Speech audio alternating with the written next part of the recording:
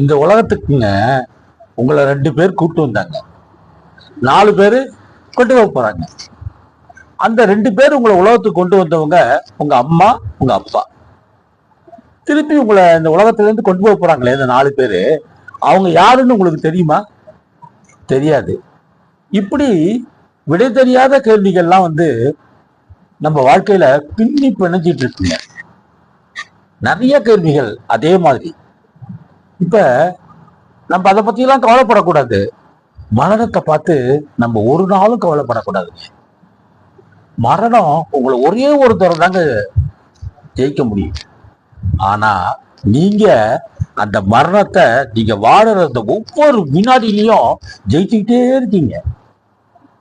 நிறைய நாட்கள் நீங்க ஜெயிக்கணும் அப்படின்னு நான் உள்ளபூர்வமா வாழ்த்துறேன்.